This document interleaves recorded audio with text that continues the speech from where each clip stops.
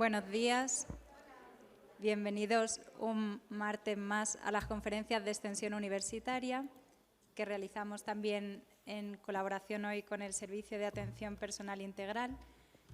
Hoy tengo el placer de presentaros al doctor César Antona. Él es profesor de psicología aquí en nuestra universidad. Hizo el doctorado en la Universidad Pontificia de Salamanca en 2005. Ha realizado un máster en gerontología por la Universidad de Salamanca. Ha realizado estancias en Estados Unidos, en las universidades de Maryland y de Boston. Y ha trabajado como docente no solo en nuestra universidad, donde lleva siendo profesor desde 2017, sino también en la Universidad Autónoma de Nuevo León, en México. Él ha publicado numerosos artículos, tiene un libro sobre fobia social y ha publicado aquí 3 manuales para el grado en psicología, que es su especialidad. También ha trabajado casi 10 años como psicólogo en Madrid, sobre todo en el ámbito de los trastornos de ansiedad. Hoy nos va a presentar una charla sobre el tema de la gestión de emociones, que yo creo que a todos pues, nos puede venir muy bien esto, no más después de un tiempo de pandemia, que todavía pues, sigue habiendo algo de COVID por ahí. Así que como de lo que se trata pues, es de escuchar a César y luego así le podemos plantear alguna cuestión o inquietud que tengamos. Le dejo a él que hable, que es el importante.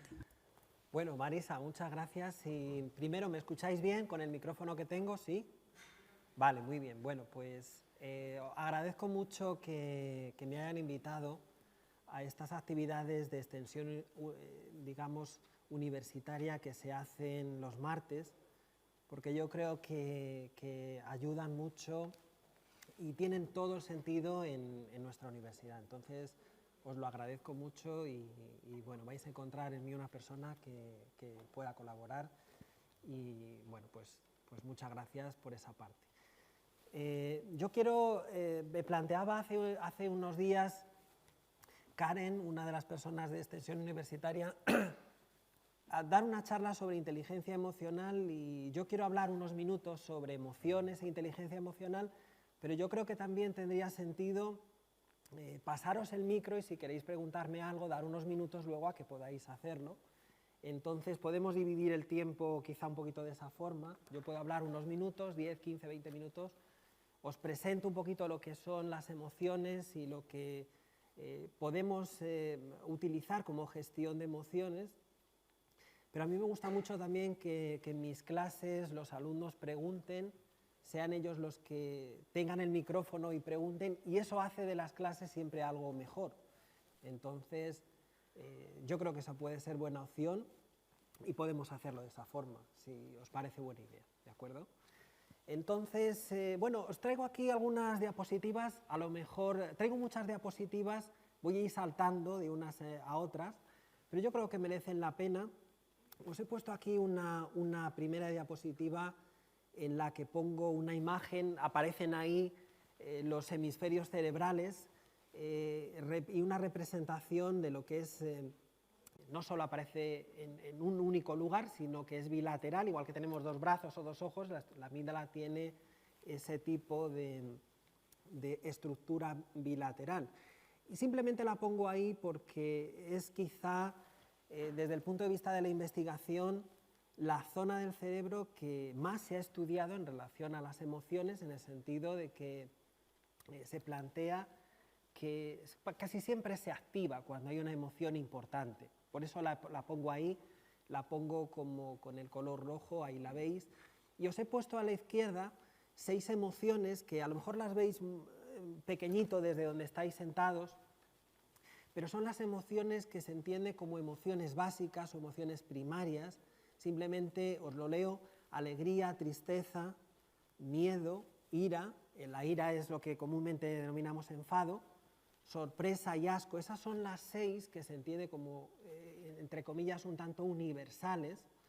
Y luego aparecen otras 12 a la derecha, en las que ya no hay tanta unanimidad, sino que algunos autores hablan de esas, otros hablan de otras, y no solo hablan de 12, sino que puede plantearse la existencia de muchas más. Son las emociones denominadas secundarias. Las primarias, las que aparecen a la izquierda, tienen una expresión bastante parecida en la mayoría de las personas. Entonces, claramente quizá reconocemos la alegría, la tristeza, facialmente o posturalmente cuando nos encontramos con alguien, y eso tiende a ser así incluso en personas que viven en distintos países, en distintos continentes, con distintas culturas, pero es bastante universal, podríamos decir. Sin embargo, las emociones que aparecen en la columna de la derecha, que ya mezclan aspectos que forman parte más de la persona, y por ejemplo, pues algunas de las que yo más he profundizado, la ansiedad, por ejemplo, pues tiene que ver mucho con el miedo, pero ya os digo que depende mucho de cada persona, y a lo mejor no se vive de la misma forma por parte de uno y por parte de otro. Ya están involucrados aspectos cognitivos que la diferencian un poquito más. Pero digamos que ese podría ser una primera aproximación a las emociones, a lo que es esa primera definición de unas que pueden ser entendidas como primarias o más básicas y otras secundarias o más mediadas por un plano más personal. Yo a lo mejor, lo que quiero decir, a lo mejor la ansiedad la vivo de una manera y otra persona la vive de otra forma, un tercero la puede vivir quizá de otra forma un poco diferente y no se expresa del mismo modo. Simplemente pongo ahí también que la amígdala se identifica muchas veces con la parte central del cerebro y una parte menos evolucionada, pero fijaros también que nosotros tenemos, aproximadamente el adulto tiene entre 90.000 y 100.000 millones de neuronas, y cada neurona se conecta aproximadamente, podemos decir, casi con unas 10.000 neuronas más, con un rango de variabilidad también alto. Pero el número de conexiones neuronales que las personas tenemos es elevadísimo, y simplemente digo esto porque parece que conviven en esa realidad emocional aspectos un tanto más biológicos y otros aspectos que son más racionales y que pueden ser, entre comillas, mucho más dirigidos por las personas, esa parte racional.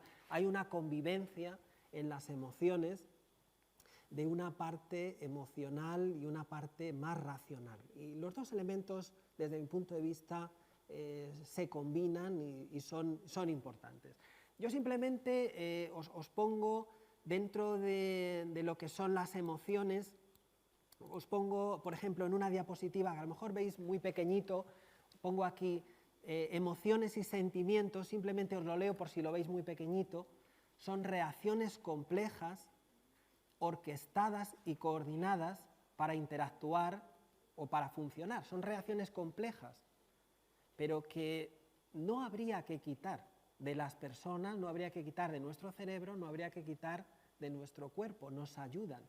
Y fijaros, simplemente os pongo que tienen su origen en el cerebro, tienen su origen ahí, tienen su origen en partes más biológicas y en partes más racionales, pero fijaros también que el sistema nervioso transmite sus efectos, le da continuidad a los efectos del pensamiento, de la imaginación, del miedo, y el sistema endocrino los lleva a todo el cuerpo. Es decir, las emociones tienen un origen en el cerebro y tienen un origen muy vinculado al significado que nosotros damos a una situación.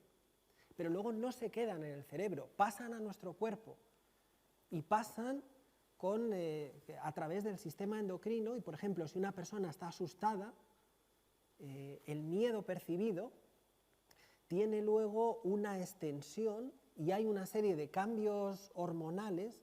Hay hormonas que se segregan a la sangre y permanecen en la sangre durante a lo mejor 15 o 20 minutos más, digamos con la función de hacerle frente a un problema, a un peligro.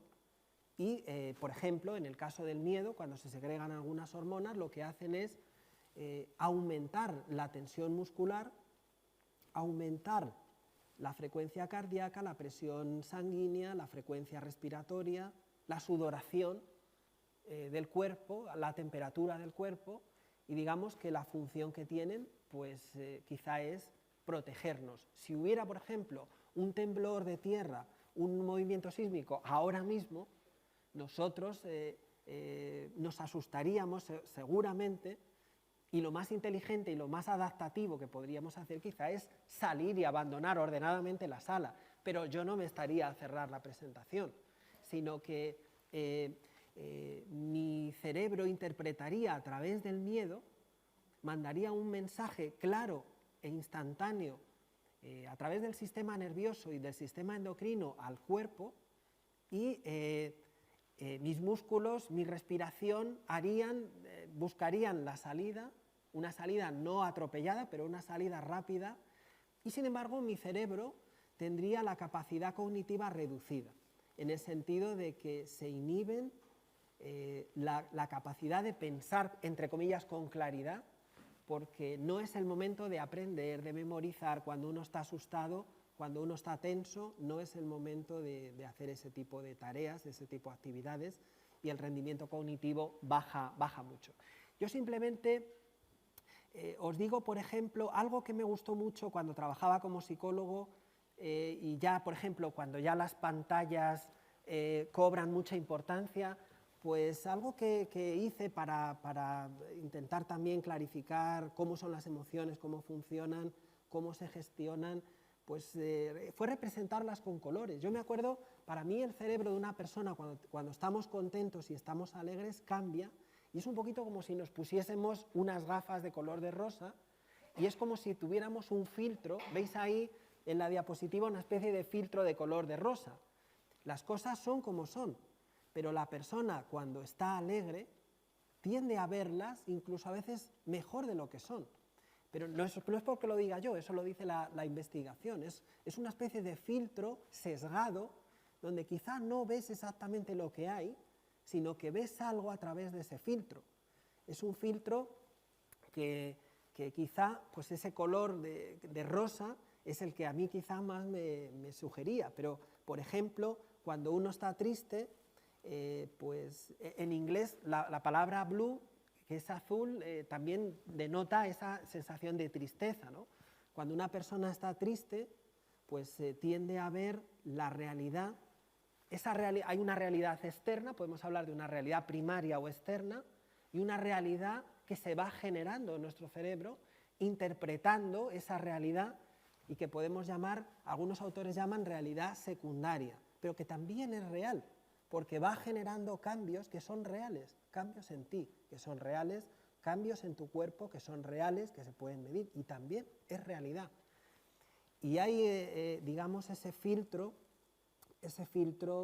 que quizá pues a mí me sugiere este color azul de ver las cosas un tanto quizá deformadas, pero deformadas encajando con el estado de tristeza. Y los pensamientos, la atención, se va hacia lo triste. Se va hacia lo triste, favoreciendo lo triste, facilitando aquello que encaja con la emoción. Bueno, por ejemplo, entre algunas, la ira, por ejemplo, pues para mí la ira refleja, es una de las que más estropea. Esta es una de las emociones que más estropea, y yo la represento aquí con este filtro de color rojo, que quizá todos, como emoción primaria que todos hemos experimentado, te hace decir cosas que muchas veces ni piensas ni sientes, pero las dices, ¿no?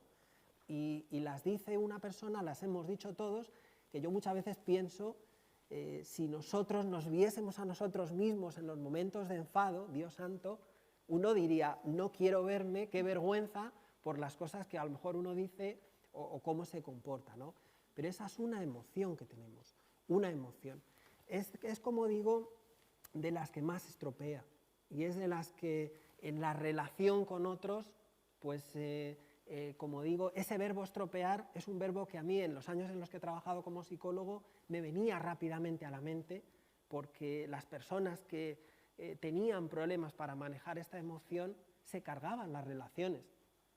Y llega un punto en el que también es prácticamente imposible reconducir una situación. Se hace muy difícil, o hay un punto prácticamente casi imposible. Yo, otra de las diapositivas que tengo aquí, si queréis luego la ponemos, pues busqué un acantilado al que llegas Y cuando pasas un punto, hay una planicie y luego una gran caída.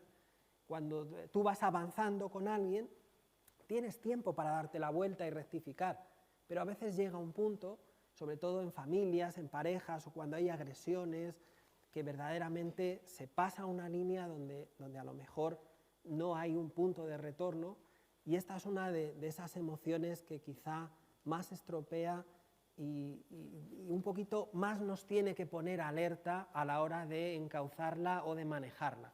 No voy a decir de controlarla, no voy a decir controlar porque el control perfecto quizá no existe en la emoción, no existe en el pensamiento, pero sí me gusta el verbo canalizar o digamos, un poquito pues poder manejar. El verbo manejar la emoción, canalizar la emoción, eso lo encuentro más útil que no un control de la emoción. La emoción es a veces difícil de controlar, pero eso no quiere decir que no haya que hacer un esfuerzo en el conocimiento de las emociones, en la canalización y en el manejo. Pero ya os digo que esta es de las que quizá más estropean. Si alguien me pregunta, ¿quitarías alguna emoción? Yo os diría, no. Las emociones no creo que haya que quitarlas, todas tienen su sentido, pero también hay que saber canalizarlas. La emoción yo no la suprimiría, yo creo que estamos bien hechos como estamos, con nuestra naturaleza, con nuestra constitución, no la quitaría, ni quitaría la tristeza, porque hay situaciones que tienen sentido cuando hay una pérdida y la tristeza tiene una función igual que todas las emociones, todas las emociones tienen una función, pero esta sí que es verdad que quizás es de las que más estropea. Y también esta otra que aparece aquí, el miedo. El miedo es una de las emociones que pongo esa especie de filtro de color negro, parece que todo lo ve uno cuando está asustado de color negro. Y como digo, las emociones, esos estados subjetivos, esa reacción compleja que podemos decir que es la emoción actúa sobre el aspecto cognitivo y puede hacer que una persona asustada localiza muy bien el foco del miedo, la fuente del temor o que puede provocarle miedo. Claro, puede ser muchas veces un miedo a veces sin sentido. A veces puede tener un sentido y a veces no. Entonces eso también hay que diferenciarlo. Puede haber un miedo desproporcionado, que es un poquito lo que le ocurre a la siguiente emoción. Esta es una emoción secundaria a la ansiedad. La ansiedad se parece mucho al miedo. No sabía qué color ponerle a la ansiedad, pero esta sensación de ver las cosas como un poco borrosas es un poco quizá la que mejor se ajusta a la emoción de la ansiedad, porque muchos pacientes, muchas personas que sufren ansiedad continuamente, constantemente, y a lo mejor durante tiempo, semanas o meses o años, tienden a sentirse mareadas, a no pensar con claridad, a sentir sensaciones corporales intensas, sensaciones de ahogo, respiración, opresión en el pecho, frecuencia cardíaca acelerada, sudoración. Esas sensaciones son sensaciones que se vinculan genuinamente, típicamente, con la emoción de la ansiedad. Y la ansiedad también, en cierto modo, igual que le pasa al miedo, hace que perdamos muchas oportunidades y que uno no sea prácticamente esa versión de él mismo que podría ser.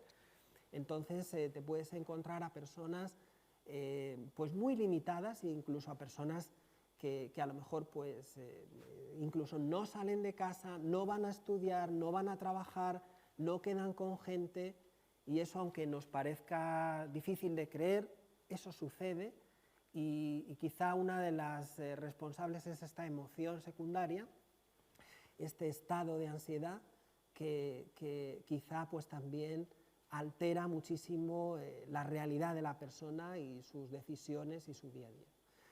Y simplemente os ponía aquí algo que podría ser interesante, es esta relajación, que la relajación no es una emoción, pero yo creo que las personas también, yo quería buscar una imagen o un color que nos invitase a pensar en la relajación y yo pensé, bueno, más más relajante quizá que una playa como esta, que la veis, ¿verdad?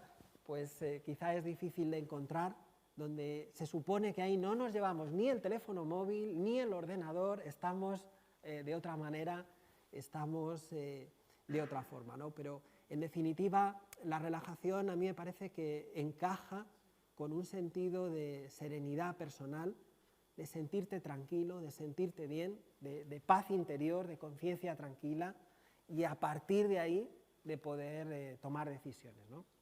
Entonces, bueno, esas son algunas de las imágenes que a lo mejor a mí ya me han acompañado durante hace mucho tiempo para hablar de emociones y para un poquito situarnos en ellas. Cuando hablamos de inteligencia emocional, hablamos de algo que sobre todo planteó un investigador, Daniel Goleman, en los años 90, que seguro que todos habéis oído hablar de ello. Él habló de inteligencia emocional y él habló de 3 características que tiene la inteligencia emocional que son individuales o personales y otras 2 características más que son de tipo relacional, porque sí o sí tenemos que estar en contacto con la gente. Entonces, fijaros, simplemente las 3 primeras, aunque a lo mejor lo veis muy pequeñito desde ahí, pero fijaros que son reconocer las propias emociones o los propios sentimientos, darse cuenta, ser consciente de ellos. Eso es un punto a tu favor, es un punto a nuestro favor a la hora de canalizar, de gestionar, de manejar las emociones. Como digo, no de control perfecto, pero sí de manejo. El segundo punto, entenderlas, influir sobre ellas, es decir, ni se pueden controlar al 100%, ni puede uno, yo creo que abandonarse y decir, me olvido de ejercer cierto grado de control. El control está en cierto punto, se puede influir en ellas, pero digamos, sentirnos al margen de ese control no me parece lo real. Tenemos cierta capacidad de control, pero el control no es perfecto. Tenemos una capacidad de influencia.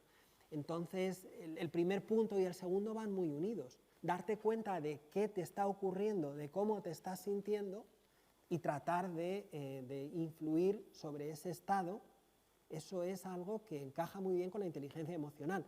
Y el tercer punto también es un punto de corte individual, que es el de motivarse a uno mismo.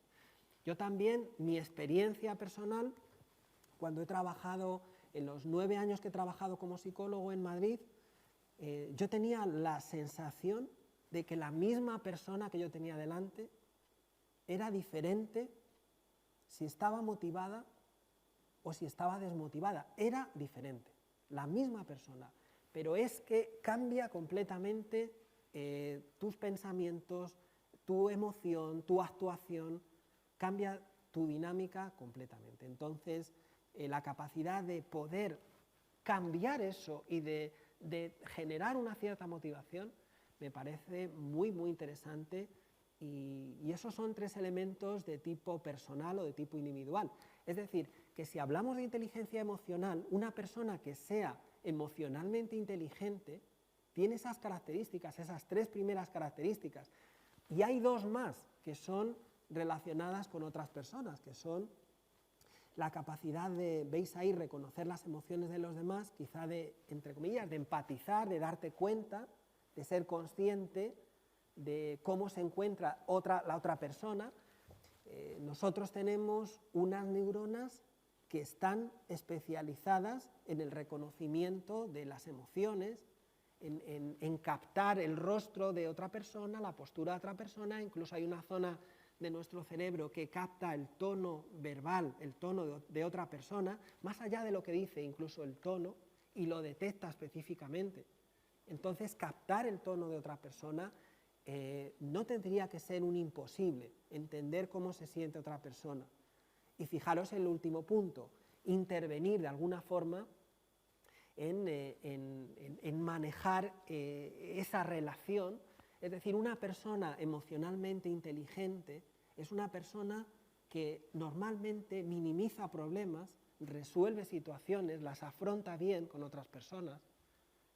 Y bueno, pues yo creo que esa es una de las características también de la inteligencia emocional, porque nosotros, lo queramos o no, tenemos que relacionarnos con otras personas en muchos ámbitos, en muchos ámbitos. Entonces, el poder relacionarnos bien es uno de los puntos fuertes de la inteligencia emocional. Yo os pongo aquí simplemente, bueno, pues por ejemplo, permitirme, he dividido, como tengo muchas diapositivas, las he dividido en dos partes, simplemente os las pongo, os selecciono alguna porque pueda un poquito plantearos alguna visión general. Pero, por ejemplo, en las áreas principales que a lo mejor podemos pensar que todos nosotros distinguimos, fijaros, os he puesto aquí simplemente algunas que son de tipo individual. Por ejemplo, pues partimos del bienestar físico, la salud, partimos arriba, lo veis, quizá pequeñito, bienestar o equilibrio mental, pero fijaros que luego viene un área que es la forma de comunicación. La forma de comunicarnos con los demás es un, entre comillas, un sí o sí. Y hay autores que dicen, no puedes dejar de comunicar, no puedes no comunicar. En definitiva, todo el tiempo se comunica. Si vas, si hablas, si llamas, pero también si no vas, si no hablas, si no llamas, también comunica. No se puede, entre comillas, no comunicar. Comunicamos todo el tiempo. Pues vamos a hacerlo bien. Si me tengo que comunicar con mi familia, con mi mujer, con mis hijos, con mis padres, con mi hermano, con mis amigos, con mis alumnos, con mis compañeros, con gente en general, ¿lo veis ahí? Esa es una de las áreas que quizá tendríamos que explorar y que quizás se encuentra más vinculada con la gestión de emociones. Entonces, hay un área individual o personal, hay un área social, y os he puesto también educación, formación como un área que me parece relevante, trabajo, actividad también relevante, puede ser remunerado o no remunerado, pero no se puede estar sin hacer algo. Ponte a hacer algo, vamos a ponernos a hacer algo personal o laboral o formativo, ya os digo, a veces puede ser no remunerado, esperemos que pueda ser también remunerado, pero no se puede estar parado. Y luego también veis esas áreas, ocio y espiritualidad, que también son áreas que yo creo que son fundamentales y que pueden tener un desarrollo en cada uno de nosotros, ¿no? Pero quería por lo menos esa pincelada inicial. Os he dicho que yo quería hablar unos minutos, pero no copar todo el tiempo, simplemente, y me gustaría que eso sea así, y si queréis ahora os doy el micro, permitirme también, si hay alguna diapositiva que por aquí a lo mejor también pueda ser especialmente relevante, pues os la pongo, y si no, pues continuamos, ¿no? Y os doy la palabra. Pero fijaros, esta es la que os decía de esa especie de planicie que nos lleva luego como una especie de acantilado. Entonces, yo os pongo, esta es una imagen que yo siempre llevaba en mi cabeza y que trataba de explicarle a mis pacientes, de decir, si sigues por esa línea, va a llegar un momento en el que no vas a poder darte la vuelta, o con tu mujer, o con tu marido, o con tu jefe, o con tus clientes, en ese sentido tenemos la oportunidad muchas veces de darnos la vuelta y de seguir avanzando juntos, pero hay unos límites y bueno, pues esta es una de esas diapositivas que me ha acompañado mucho tiempo. Yo estoy convencido de que el fondo es muy importante, pero también las formas lo son, y pongo ahí que las formas son tan importantes como el fondo, y en la relación con los demás, el cómo se dice es muy importante, es tanto más que el qué se dice. Yo entiendo que los valores son fundamentales e importantes, pero no nos los carguemos a la hora de comunicarnos con los demás, desde mi punto de vista. Que lo digo un poquito porque yo creo que se puede hablar de todo, se puede discrepar de todo, pero vamos a hacerlo bien. Se puede abordar cualquier problema, vamos a hacerlo bien. Yo creo que esa es un punto importante, y a lo mejor de todas, yo tengo muchas diapositivas aquí, pero a lo mejor esa es una de las que a mí personalmente también me vienen un poquito a la mente. ¿Me permitís también que os ponga alguna de las que a lo mejor también más me acompañan? Aquí, por ejemplo, os pongo una de... Ay, perdón.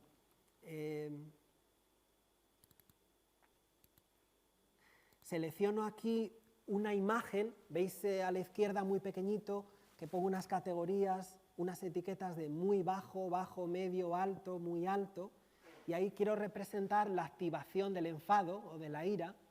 Cuando el enfado va subiendo, el enfado es una emoción que todos conocemos, el enfado lo tenemos todos en cierto modo incorporados en nuestro cerebro y en nuestro repertorio de comunicación, ¿no? Pero a medida que aumenta el enfado, hay una reducción de la capacidad de pensar con claridad. Ahí hay una zona en la que ese enfado intenso se relaciona genera esta idea. Realmente ya llegamos a un punto en el que no pensamos, podemos decir barbaridades y podemos volver a ese verbo que decíamos antes, a estropear. Podemos empezar a estropear o continuar estropeando. Podemos estropear con nuestros hijos, con nuestros, familiarmente, que tenemos mucha confianza con las personas que queremos y podemos decir cualquier cosa que nos avergonzaría y puede ocurrir así. Luego ocurre en otros ámbitos, ¿no? Yo aquí, la estrategia para manejar esta emoción tiene dos fases.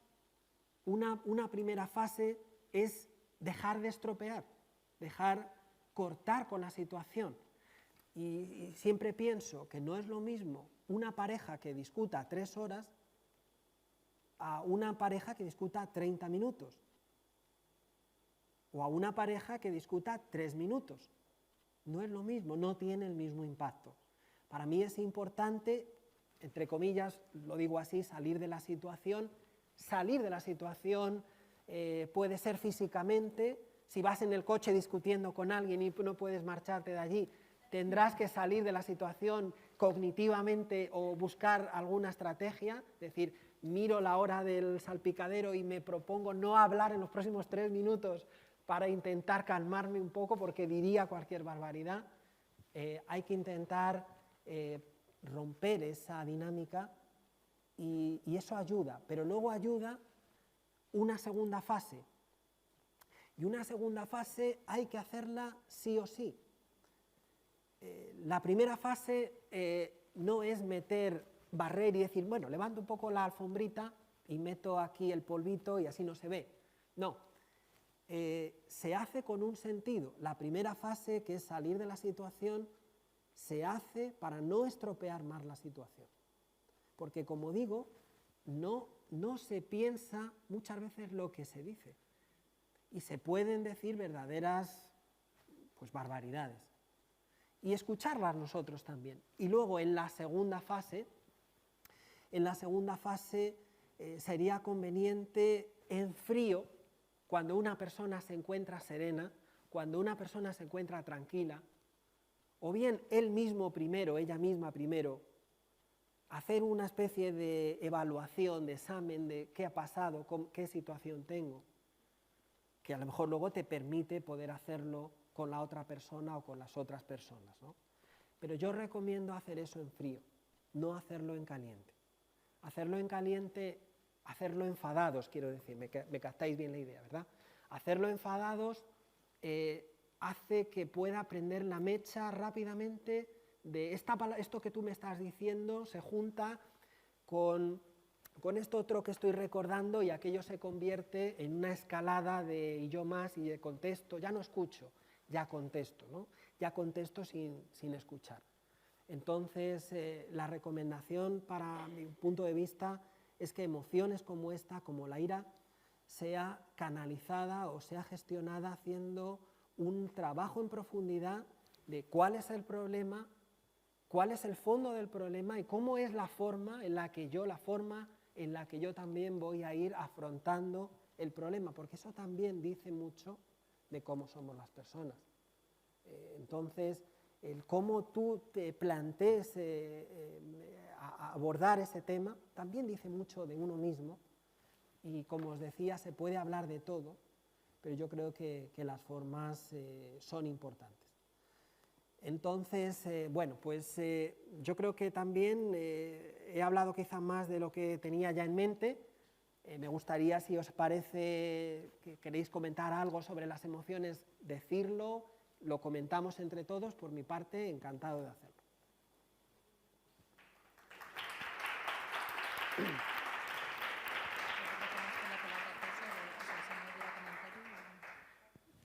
Bueno, sí, vamos a ver. Sara, creo que...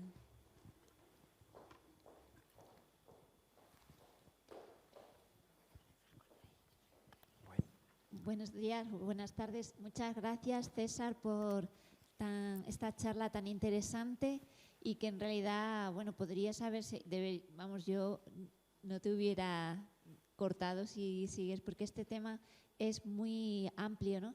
Y luego también, claro, yo creo que es algo que es imposible no aplicar lo que estás diciendo pues a situaciones que cada uno de nosotros vivimos, que vemos, que sufrimos quizá, ¿no?, en carne propia o ajena.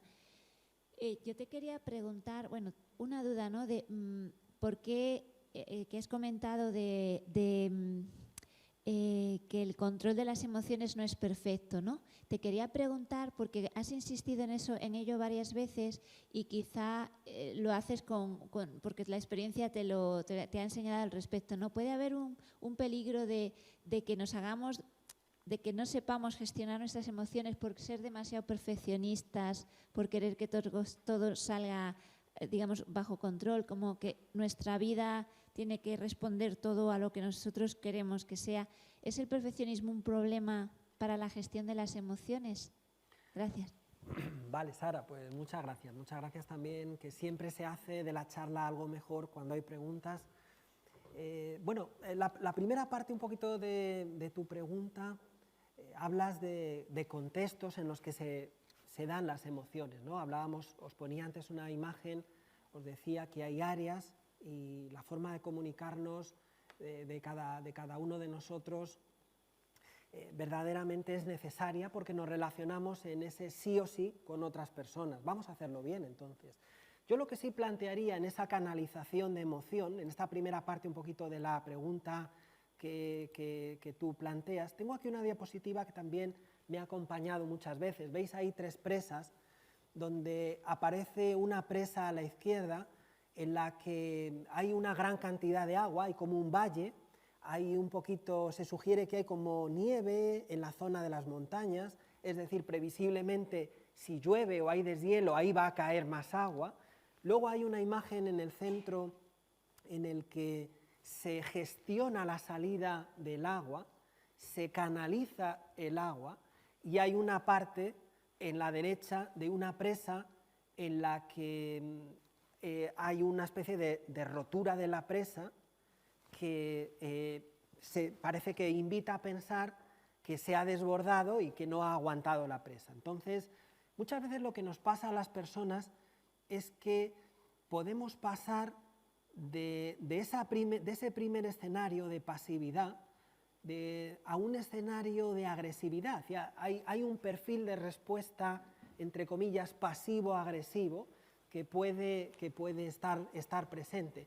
Y en esa primera parte de tu comentario, cuando nos relacionamos con otras personas, yo daría una sugerencia que puede ser interesante, y es no dejar hablar de los temas, sacarlos a colación antes de que estallen, con tu pareja, con tu familia, con tu hermano, con tu jefe, con tus alumnos, con quien sea. Pero dejar un tiempo de forma casi preventiva para abordar el tema, aunque no vaya mal. Revisar el tema, digamos, con cierta previsión y decir, ¿cómo va esto? Pero no dar margen a que aquello estalle. Entonces esa puede ser una forma de empezar a canalizar. Y a lo mejor, yo lo veo porque a lo mejor también me ha tocado, hablo de parejas o de matrimonios que desgraciadamente a lo mejor pues han estado enfrentados o han tenido sus discusiones, sus problemas, y me viene ese ejemplo, un ejemplo como este, ¿no? A día de hoy muchas parejas tienen problemas o tienen conflictos. Pues vamos a abordarlos antes de que estallen vamos a hacer revisiones donde tengas un momento para hablar de lo que te preocupe, para sacarlo, para canalizarlo adecuadamente. Y luego la segunda parte un poquito de tu comentario planteas, ¿podría ser por la propia naturaleza de las emociones, se puede controlar perfectamente? Yo creo que no. Yo creo que también está ese componente o ese ingrediente de la propia espontaneidad y de dejar que no todo puede ser previsible al 100%, no todo es controlable al 100%, pero ese puede ser un ingrediente también importante dentro del manejo de las conductas, el manejo de las emociones, y yo animaría a no buscar esa perfección en lo que tengo que hacer, tengo que decir, cómo lo tengo que hacer. Buscaría más quizá, Sara, potenciar la actitud de acercamiento, de comunicación, pero digamos sin querer tener que llevarlo todo bien atado y bien atado, sino comunícate con esa otra persona, intenta resolver un tema, hacerlo bien, con buena actitud, ir a resolverlo, pero digamos que sin marcarte una expectativa perfecta. Y tampoco, por el otro lado, decir no puedo hacer nada, porque digamos que las conductas que nosotros podemos llevar a cabo, las podemos llevar a cabo prácticamente en cualquier momento. Y cualquier momento es un buen momento, desde mi punto de vista, para poder hacer las cosas un poquito mejor, pensar en ellas. Y quizá yo creo que tiene mucho sentido os ponía 5 características de Daniel Goleman, donde él enfatiza mucho el ser consciente de las emociones. Yo creo que es el ingrediente y ese elemento, sí os animaría a desarrollarlo para poder gestionar mejor una situación. Es decir, si una persona tiene alguna situación en la que tropieza, por decirlo de alguna forma, repetidamente, vamos a examinarla, vamos a examinar esa situación, vamos a ver dónde, entre comillas, he patinado, dónde he fallado, en qué situación, con qué personas, ante qué tema. Vamos a hacer esa evaluación, vamos a examinarlo porque sí se puede hacer un gran avance y merece la pena hacerlo. Ah, vale. Creo que hay alguna pregunta online y no sé si Begoña también por allí. ¿Sí?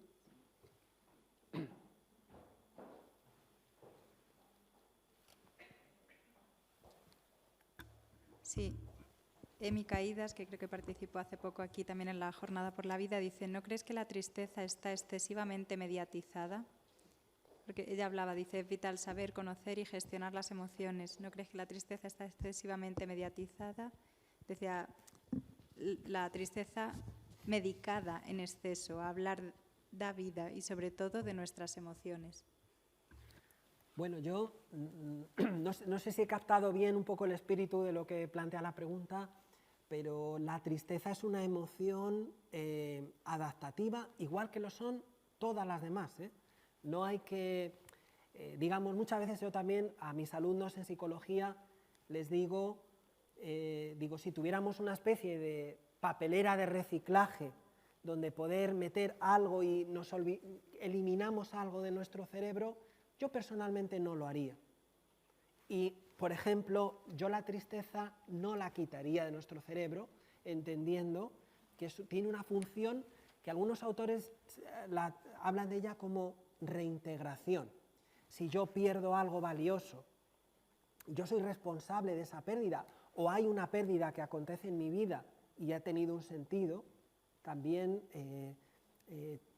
es humano y tiene sentido sentir tristeza y eso influye en nuestras conductas, reduciendo tu capacidad atencional, haciendo otras cosas, menos cosas de las que hacías, pero yo no la eliminaría, porque es una emoción adaptativa. No sé si he entendido yo muy bien la pregunta. Yo creo que sí. Pero iba un poquito por ahí. Por ahí al fondo, Begoña. Sí. Muchas gracias, César. De verdad que agradezco esta conferencia tan cercana y también desde la experiencia que se nota que tienes. Y yo creo pues que desde aquí que observo a los alumnos también han sentido de que les ha gustado mucho. Mira, he llegado un poquito tarde y a lo mejor ya lo habías dicho a lo mejor al principio, pero yo siempre me planteo, y en algún momento, como tú has dicho, que 3 características de la inteligencia emocional, y en la primera lo has puesto, reconocer las propias emociones, y has puesto guión sentimiento, yo siempre he hablado mucho más de sentimientos que de emociones. Incluso a los sentimientos le doy como siempre un valor positivo, y por eso incluyo la tristeza como un sentimiento muy positivo, dígase cuando hay un duelo o cuando has visto a una persona querida que sufre, hay una tristeza y es positiva. Sin embargo, ahora solo se habla de las emociones y yo me cuesta hablar, hombre, como ahora es lo propio, en psicología pues se habla, pero ¿podrías un poco separar o diferenciar emociones y sentimientos? Esto era, muchas gracias. Vale, de acuerdo, de acuerdo. Permíteme, simplemente busco una diapositiva, a lo mejor por si nos puede un poquito también, un poquito ayudar, que es esta que os pongo aquí. Digamos que a lo mejor la veis muy pequeñita, en un tamaño muy pequeño. Aquí veis la palabra, hay un eje, el eje de abscisas, este eje horizontal, a lo mejor no lo veis, pone segundos a la izquierda, minutos, horas, días, semanas, meses, años o toda la vida. No sé si lo veis desde ahí, ¿sí? Bueno, pues luego veis un poquito más arriba, hay cambios fisiológicos que los cambios fisiológicos suelen ser con una temporalidad y un cambio rápido. Las emociones, los principales autores las sitúan con una duración de minutos o de horas. El estado de ánimo ya puede ser de horas, pero quizá también es más difícil de cambiar, cambia ya con el pasar de los días o incluso casi ya se asienta en las semanas. Puede haber trastornos emocionales que ya duren más tiempo y rasgos de personalidad que nos acompañen, es decir, quizá una persona cercana va a tender a ser cercana toda su vida. Una persona introvertida no es mejor ni peor, pero que el extrovertido, pero tiende a ser introvertida. ¿Dónde ponemos los sentimientos y qué son los sentimientos? Los sentimientos son un tipo de constructo muy vinculado a la emoción, pero donde no hay una definición única o perfecta. Algunos autores hablan del sentimiento como la parte quizá más subjetiva y más personal de la emoción. A lo mejor vinculado, por ejemplo, a la tristeza, por ejemplo, que es una emoción que dura más. Dentro de las emociones no todas duran igual. La tristeza dura más que la alegría en tiempo y aparece más veces que la alegría. Pero digamos que cómo vivo yo la tristeza, esa visión personal que a lo mejor tengo yo, o la visión que tiene Marisa o la que tiene Begoña, que es personal de la tristeza, podría encajar ya con el sentimiento. El sentimiento ya es algo, quizá los autores lo plantean como algo más de tipo personal y subjetivo. Quizá esa es un poquito la diferencia, pero no hay una gran diferencia, sino que es un tipo de... tiene un gran solapamiento con la emoción, el sentimiento, tiene un gran solapamiento. Y lo que decía también Begoña, por ejemplo, pues todos tenemos personas a las que hemos perdido y personas que han fallecido o pérdidas en nuestra vida, personas que se alejan de nosotros, pero todos tenemos esa experiencia y esa es una experiencia que se tiene y no se trata de huir de ella, no se trata de huir de esa experiencia. Y si hemos querido a un familiar, tenemos el recuerdo de ese familiar y lo llevamos con nosotros. A mí me pasa con mis familiares, los familiares que han fallecido, algunos de ellos jóvenes. Hay dos personas en las que pienso muchas veces y uno murió en la treintena y otro con 40 años, yo ya he vivido más que ellos. Tengo 46 años y siempre pienso en ellos acordándome bien de ellos, de lo que compartimos juntos, de lo bien que lo pasamos juntos. Y uno era un amigo mío, otro era un primo, y y a mí me gusta pensar en ellos, me gusta recordarles. También hay un pozo quizá de tristeza al pensar en ellos, pero digamos que a mí no me gustaría tener una especie de papelera de reciclaje donde digo borro a esta persona o borro esta experiencia. Creo que eso es necesario, porque finalmente también es adaptativo. Y cuando recordamos a algunas de estas personas, o yo hablo con hablo con sus padres, que muchas veces ellos ya, se les saltan las lágrimas, por ejemplo, al mencionarles, pues yo creo que es bueno hablar de ellos, mencionarles, y no es algo, como digo, de lo que haya que huir, ni mucho menos, sinceramente lo digo, convencido. Bueno, no sé si alguien más quiere... Una más online también, una más de online. YouTube, sí. Erika Carrión dice, ¿se podría decir que las emociones son la base para poder gestionar las habilidades sociales? Bueno, Erika es alumna mía de máster y le doy también la bienvenida y te agradezco que estés conectada y digamos que las habilidades sociales se expresan a nivel motor, a nivel de actuación. Todos simplemente, permitidme por si tengo simplemente un segundo, pero las habilidades sociales, digamos, canalizan la comunicación de las personas y pueden ser de tipo verbal o no verbal. Ahí, esta sí que no la vais a ver porque a lo mejor aparece muy pequeñito, pero hay habilidades de tipo no verbal y habilidades verbales, donde nosotros decimos algo con unas palabras, con un volumen, con un tono. También tenemos unas habilidades no verbales, una postura, una comunicación, una expresión facial, miramos al rostro, sonreímos, gesticulamos. La pregunta de Erika plantea, ¿se modulan las habilidades sociales a través de la emoción? Pues yo creo que sí, porque si una persona está enfadada, tiene la emoción de la ira, toda su expresión, todos sus gestos, sus palabras, sus pensamientos, van muy modulados por esa emoción de base. Sería importante y es importante trabajar esa emoción para luego también expresarla adecuadamente. Entonces, yo apuesto mucho más a la hora de comunicarnos por una cierta serenidad que nos vaya acompañando continuamente en la relación con los demás. Entonces, bueno, pues yo creo que un poquito su pregunta venía por ahí y se la agradezco mucho. También Emika Aidars ha dicho que muchas gracias por la respuesta, ¿no? Y que eso, validar las emociones como la tristeza, la ira, el miedo, nos hacen crecer si se gestionan correctamente. No sé si en la sala tenemos algún alumno o profesor que quiera comentar algo más. Si no, pues agradecemos mucho a César su tiempo y su exposición. Bueno, muchas gracias.